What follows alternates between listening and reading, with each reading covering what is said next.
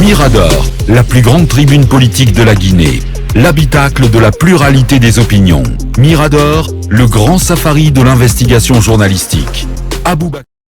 Nous analyserons l'actualité de la CRIEF, mais avant, je propose un débrief Talibé Barry du mémo présenté hier par le FNDC. On parle de 24 mois à compter du 5 septembre 2021, chronogramme en 3 parties, les activités courantes, les réformes institutionnelles et le retour à l'ordre constitutionnel. Comme vous l'avez dit, le FNDC était hier du côté de la maison de la presse, donc devant la presse, pour en tout cas s'exprimer sur le contexte de transition que nous vivons depuis le 5 septembre dernier. Et vous le savez, le débat, en tout cas, bat son plein sur le chronogramme de la transition, en tout cas dans le cadre de l'ultimatum fixé au 25 avril prochain, pour que les autorités de la transition fournissent à la CEDEAO un chronogramme de la transition. Et vous le savez, le ministère de l'administration du territoire a écrit à différents acteurs pour demander donc leurs avis sur les différentes étapes qu'il a énumérées, les 10 étapes, et ainsi obtenir de chacune des coalitions politiques et des acteurs sociaux, notamment leurs propositions en termes de chronogramme. Et le FNDC a profité donc de cette conférence de presse pour annoncer que de son côté, il mise sur 24 mois de transition, à compter du 5 septembre 2021 et ce jusqu'au 5 septembre 2023, soit donc 2 ans de transition.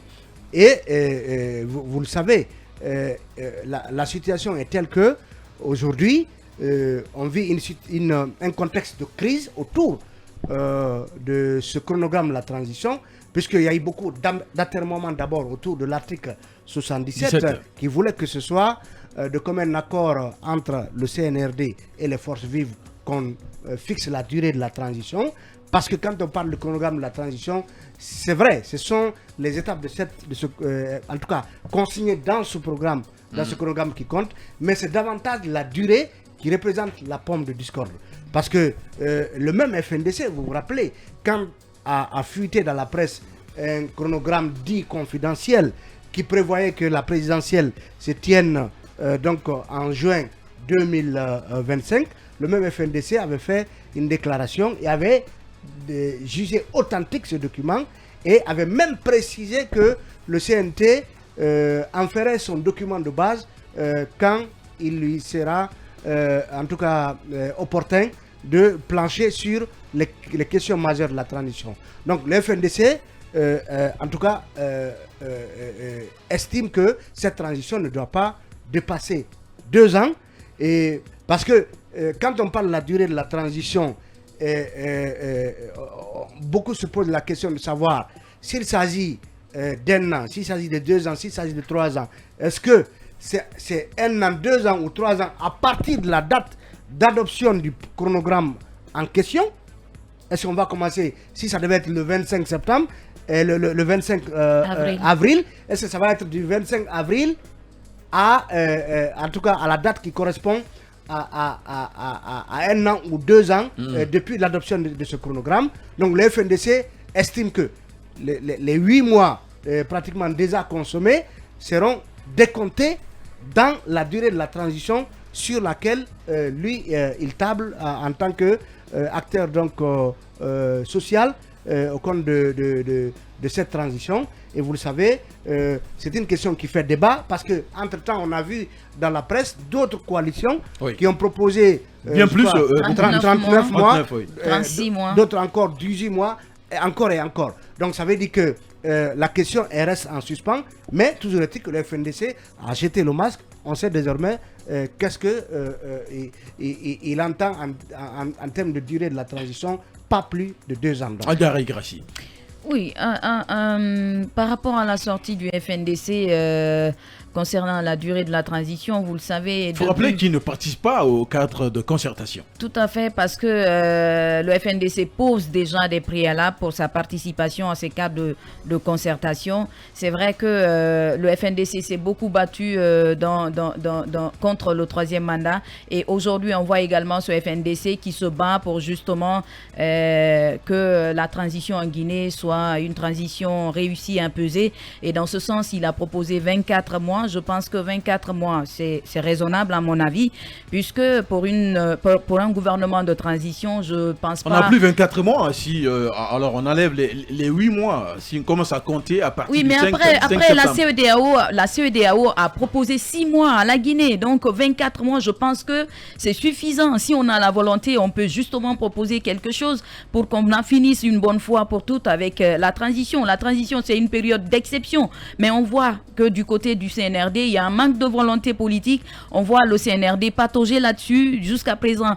Pas de chronogramme de la transition également. On ne connaît pas la composition du CNRD, chose qui est d'ailleurs réclamée également par le même FNDC. Je pense aujourd'hui que le CNRD a ouvert beaucoup de chantiers qui, à mon sens, ne pourraient pas arriver à échéance si toutefois tout ce qu'on est en train de faire, un panoplie de choses à la fois, je pense pas que ça pourrait quand même apporter grand-chose. Mais il faut dire à ces autorités de la transition que pour une autorité sensée, pour une autorité responsable, on fait tout pour éviter des sanctions entre guillemets bêtes, entre guillemets insensées à la population. Je pense que à l'allure où vont les choses, on pourrait se prendre des sanctions banalement du côté de la CEDEAO, ce qui, à mon sens, n'est pas quand même bien pour la population, parce qu'on voit déjà que la population sent déjà le coût de la cherté de la vie.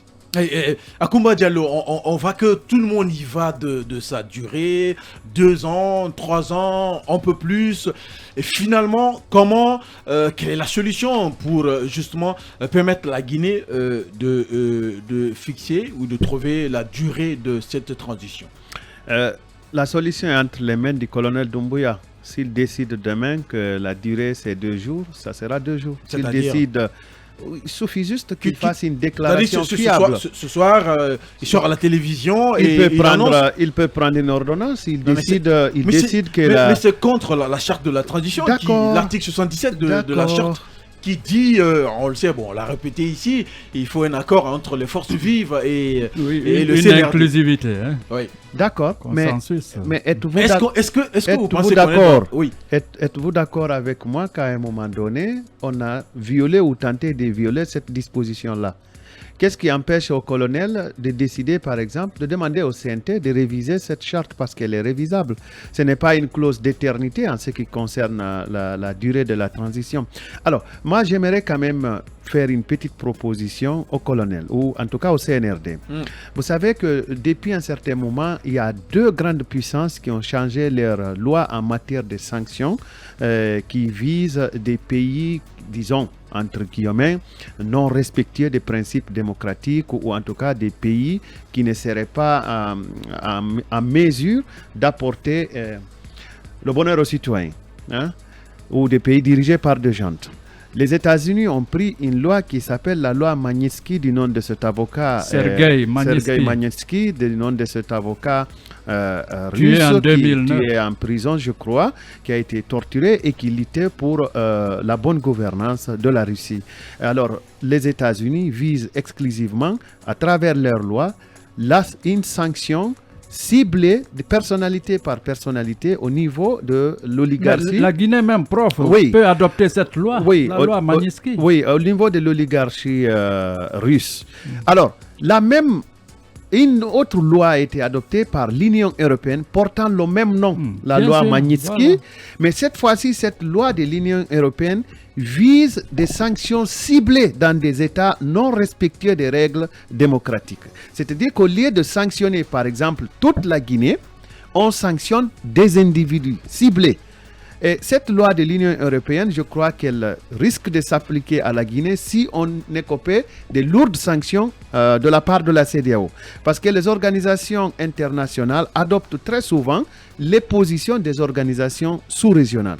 Et la Guinée a la malchance d'avoir tenu tête à l'organisation sous-régionale en refusant de former ses frontières avec le Mali et en se déclarant publiquement qu'elle ne se sentait pas concernée. Et j'ai même appris qu'elle a adopté des mesures qui visaient à renforcer les capacités du port autonome de Conakry pour pouvoir répondre à la demande malienne qui pourrait qui pourrait se soumettre ou bien qui pourraient subir des sanctions au niveau des autres pays, des ports qu'ils utilisent, notamment le port d'Abidjan et le port de Dakar, sauf erreur de ma part. Alors, qu'est-ce que moi je pourrais proposer, Monsieur le Président, colonel Mamadi Doumbouya, c'est que la CEDEAO pourrait être souple à notre égard, pour plusieurs raisons. Premièrement, une sanction économique. Si jamais on n'a pas une oui, durée de la transition... la CEDEAO est souple avec la Guinée depuis toujours. C'est-à-dire depuis toujours. Parce qu'il y a des intérêts en jeu, il y a des intérêts supranationaux que la Guinée gère. Vous voulez dire qu'il n'y aura pas de sanctions s'il n'y a pas de durée de la transition au plus tard le 25 avril? Il y aura des sanctions aménagées de mon point de vue. À minima, de mon point de vue. Mais ce qui pourrait amener ces sanctions à minima de mon point de vue, c'est d'abord la volonté politique affichée à aller vers un chronogramme consensuel accepté par tout le monde, ce qui est très difficile déjà. Mais la volonté commence à émerger parce que le ministre de l'administration du territoire change légèrement sa position, même s'il a encore quelques petits fils à la patte qui l'empêchent d'aller directement vers l'objectif. Il y a aussi le fait que j'aurais souhaité qu'il y ait une invitation à l'égard des acteurs politiques, à l'égard des acteurs politiques, à désigner les représentants au cadre de dialogue réclamé. C'est-à-dire qu'on engage déjà des démarches pour mettre en place ce cadre de dialogue-là. Il ne faudra pas qu'on se qu'on se tape la poitrine pour dire je ne baisserai pas la garde parce que sinon les gens vont penser que j'ai eu peur. Non, monsieur le ministre de l'administration du territoire aurait intérêt, pour préserver les intérêts de la Guinée au niveau international, à inviter les partis politiques concernés, à désigner les représentants dans un cercle de réflexion pour la mise en place de ce cadre de dialogue inclusif tant réclamé par les partis politiques. Et je pense même que le président Mamadi Doumbouya pourrait lui aussi inviter, j'insiste là-dessus, inviter le cardinal Robert Sarah à faciliter la mise en place de ce cadre de dialogue inclusif et même s'impliquer pour son bon fonctionnement. En tout cas, c'est mon souhait. Et puis, la présidence pourrait également lancer des invitations aux coordinations régionales, parce que nous négligeons ces coordinations régionales dans le processus de dialogue que nous souhaitons. Je pense que c'est une erreur. La Guinée est une société fortement structurée en matière d'organisation traditionnelle. Je pense que ces coordinations régionales pourraient être impliquées pour qu'elles facilitent une mobilisation massive autour de ce concept de dialogue inclusif, puisqu'il faut aboutir à cela. Je pense que si ces démarches-là étaient entamées, on pourrait obtenir des sanctions à minima, des sanctions aménagées, mais il ne faut pas quand même rester, si vous voulez, catégorique. Et les anglo-saxons disent « always radical, never consistent ». Celui qui est souvent radical dans vos rangs, éliminez-le, parce qu'il ne vous servira à rien. C'est peut-être même un agent double. Alors, cette question, faut-il compter avec ce cadre de concertation pour justement permettre à la Guinée d'avoir la durée de la transition? En tout cas, le colonel, il a dit hier au cours du Conseil des ministres que les travaux doivent se poursuivre sans pression, Emmanuel. Oui, sans pression et d'ailleurs sans compromission aussi. Parce que c'est quand même, à mon avis, une autre sortie de fermeté pour... notamment à l'endroit des autres acteurs qui refusent encore de rejoindre ce cadre de concertation, qui s'attendent peut-être à la création d'un cadre de dialogue. Donc la sortie hier du colonel, c'était une façon de dire il n'y aura pas de cadre de dialogue, tout va se décider au sein du cadre de concertation qui existe déjà, et que ce cadre justement va travailler sans pression, sans compromission, et seuls les intérêts du peuple de Guinée seront mis en avant. Et d'ailleurs, plus loin, pour le colonel, les solutions de la Guinée doivent être trouvées en Guinée par les Guinéens. Une autre réponse également, notamment à une frange de la classe politique qui exige la présence des médiateurs de la CEDEAO autour de la table de négociation, autour de la table de concertation. Ça dépend de comment on appelle ça. Donc, je pense que certes, un chantier est ouvert, comme vient de le dire tout à l'heure Akomba. Le ministre de l'administration du territoire et de la décentralisation a au moins fait appel, présenté un projet de chronogramme, un cadre a été créé. Il y a évidemment une machine qui se met en marche pour l'instant. Son élan, on ne peut pas trop déterminer est-ce que c'est un élan vigoureux ou pas. Ce qui est sûr, c'est que quelque chose se met en place. Est-ce que ça peut être utilisé comme élément demain pour dire à la CEDEAO, vous demandez un chronogramme consensuel avant le 25, nous sommes en train de travailler, nous ne serons pas au rendez-vous du 25, mais au moins, voilà ce que nous sommes en train de faire. Parce qu'il ne faut pas oublier que le représentant résident de la CEDEAO était présent à l'ouverture de ce cadre de concertation où justement le ministre Mori Kondé a présenté ce projet de chronogramme. Maintenant, la similarité, ce que j'ai envie de dire, la similarité entre ce projet de chronogramme et le chronogramme dit confidentiel, comme insiste souvent Talibé, c'est est-ce que finalement, ce n'est pas le chronogramme dit confidentiel qui a été aménagé, rendu plus digeste et présenté, donc envoyé aux différents acteurs élagué, quoi. Pour qu'on puisse y mettre des dates, comme l'a dit un acteur politique, on demande au président des partis de cocher, mettre une date devant chaque case comme des étudiants. Donc, sur la question, il y a l'autre dernier point vers lequel je vais venir, c'est que si ce chronogramme dit confidentiel est finalement celui que Mori Kondé a aménagé pour envoyer aux acteurs politiques, ça expliquerait cette autre sortie du président de la transition qui dit que sa détermination à mener le chantier de la refondation, ce sera jusqu'au bout. Jusqu'au bout, c'est quand, en tout cas le premier chronogramme qui a fuité partait jusqu'en 2025.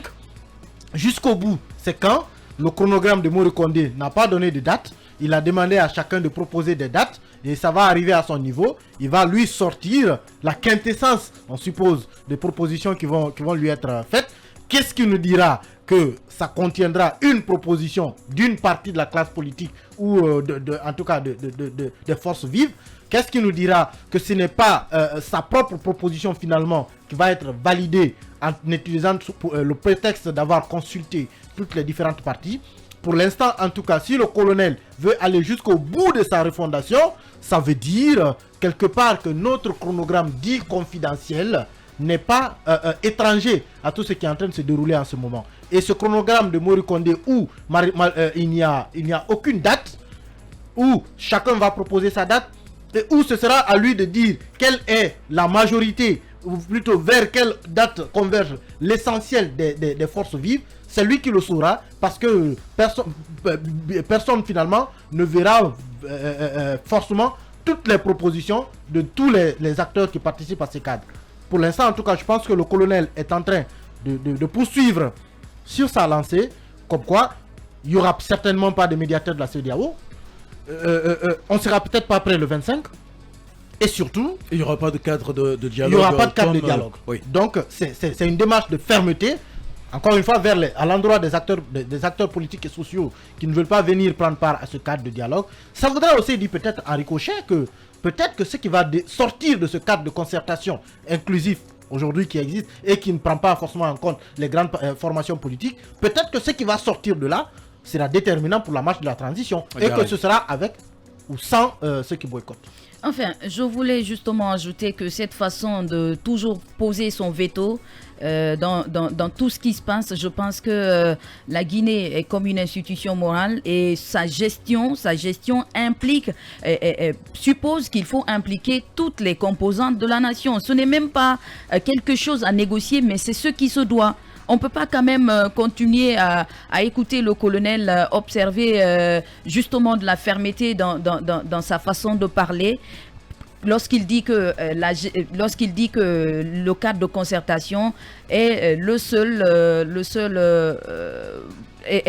créneau est le seul créneau pour permettre à tout le monde de venir parler des problèmes de la Guinée. Je pense que cette façon de faire ne pourrait pas arranger la Guinée puisque nous sommes dans une période très sensible. Il y a des sanctions qui planent sur la Guinée. Je pense qu'aujourd'hui, son discours devait être un discours modélé vis-à-vis de la classe politique qui demande un cadre de dialogue inclusif qui va prendre en compte les forces vives de la nation, toutes les composantes pour pouvoir discuter de la vie de la nation. Mais il doit comprendre qu'il n'est pas le seul à décider, que ce soit le citoyen lambda, vous, moi, et y compris ceux qui nous écoutent.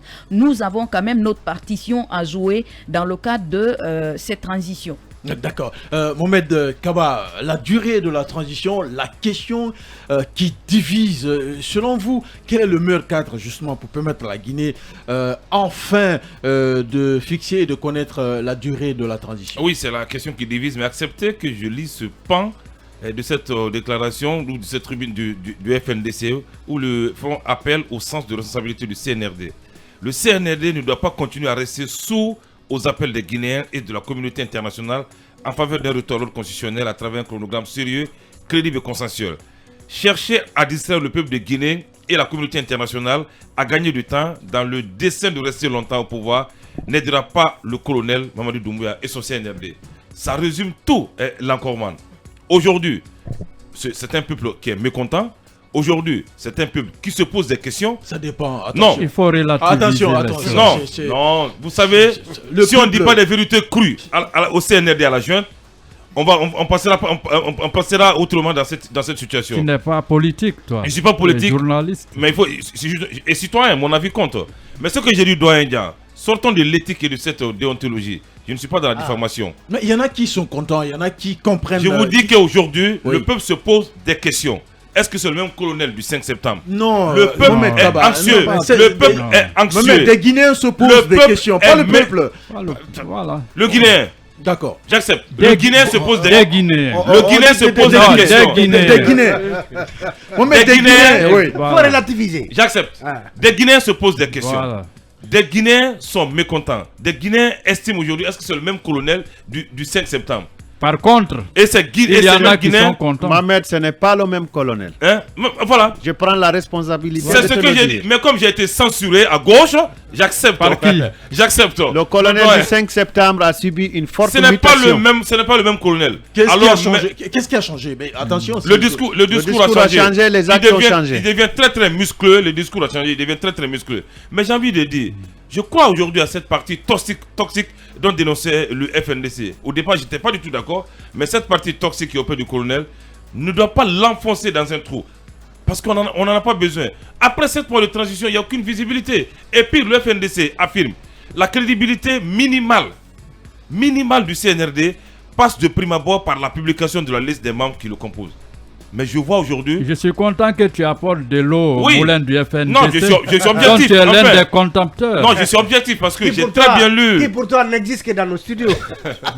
Donc pour vous dire en clair, l'Ankorman, vous traquez certains Guinéens pour leur positionnement politique. Ils vont en prison.